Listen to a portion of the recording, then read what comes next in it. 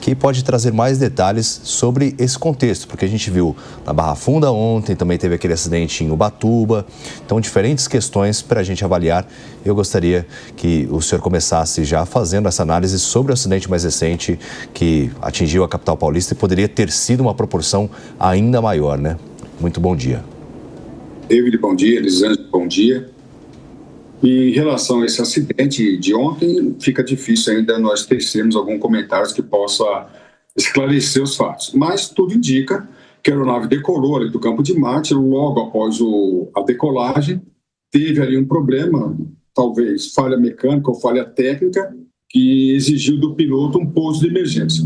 Tudo leva a crer que ele tentou voltar para o aeroporto de partida, que é o próprio Campo de Marte, não conseguiu e optou por pousar aí, fazer um pouso forçado em uma das avenidas, o que é complicado, né? Porque a avenida, se a estrada seria bem melhor, né?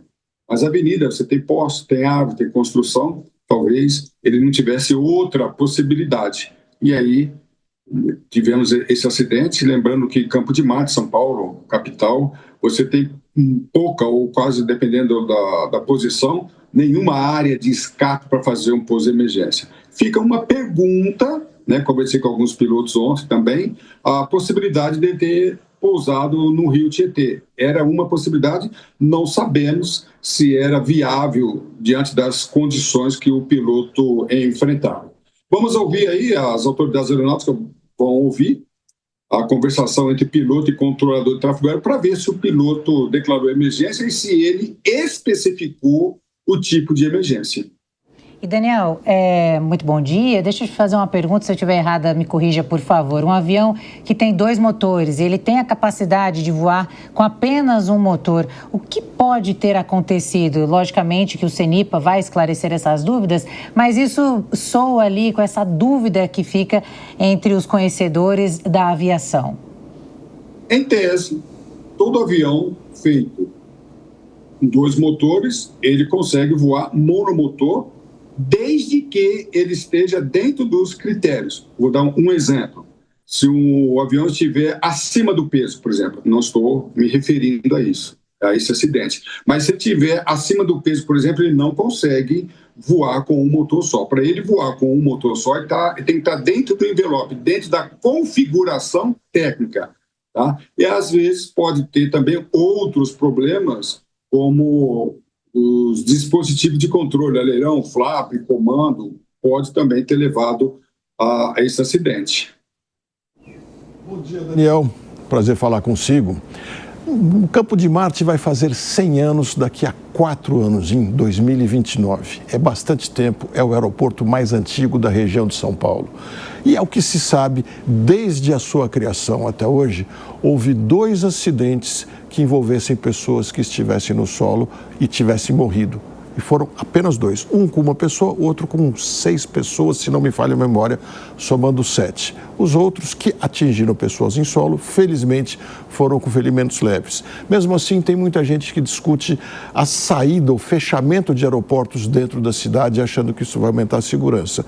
Na minha opinião, esquecendo que nas faixas de pedestre morre muito mais gente. Eu queria ouvir a sua opinião sobre a importância dos aeroportos. Olá, Diogo, tudo bem? Bom dia. Olha, eu conheço ali o aeroporto de Campo de Marte como controlador de tráfego aéreo, como piloto e morador da região. Ali ainda moro aqui na Zona Norte, próximo ao aeroporto. Eu, particularmente, ouço essa discussão há 40 anos. Trabalhei também ali em Congonhas, outra discussão ali também em Congonhas. Para mim, uma discussão infrutífera, porque interesses econômicos, financeiros e políticos não vão tirar esses aeroportos dessas localidades. Já vi muitas discussões políticas, inclusive participei de estudos, acompanhei estudo. Eu não acredito que esses aeroportos saiam desses locais ou que tirem as aeronaves, operação de aeronaves. Eu não acredito diante de um contexto que não tem nada a ver com aviação, segurança e aviação. É político, econômico, financeiro. É a minha opinião. Pergunta? Dá a impressão ali de que foi uma simples coincidência do avião não ter encontrado a pista cheia, né? Eu ouvi relatos ali tensos de que se fosse 1 minuto ou menos, o sinal estaria aberto e ele poderia bater em vários carros. O senhor acha que existe a possibilidade dele ter escolhido aquela avenida naquele momento? Existe essa possibilidade de comando? Vamos lá. Ali, eu conheço bem essa região. Tá? Um pouso numa avenida é muito diferente do pouso numa estrada. Se fosse um pouso numa estrada, a possibilidade, né, seria bem melhor. Ele não teve essa opção. Pousar em avenida é muito complicado, porque na hora do pouso, ainda que seja emergência forçada, o piloto ele tem que configurar a aeronave na posição de pouso. E ali fica difícil, você tem obstáculos, você tem os prédios, você tem árvore, tem poste, fio, né? Tanto é que momentos antes do pouso ele tocou uma árvore ali. Para mim, né, fica muito difícil avaliar, talvez ele tenha tido a única opção. Eu faço uma pergunta, se teria a possibilidade de ter jogado, desculpa a expressão, né, mas a expressão que a gente usa às vezes, ter feito um pouso, uma amerrissagem no rio. Essa é a pergunta que eu faço.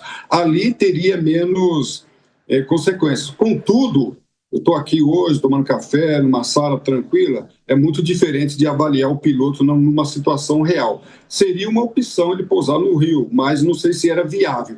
Pousar em avenida é muito complicado, eu não consigo vislumbrar uma saída boa. E, por um ato divino, as consequências foram menores. Se aquele farol abre, aí as consequências seriam piores. Então, eu quero crer na proficiência do piloto e entender que ele procurou realizar um pouso forçado que trouxesse o menor prejuízo.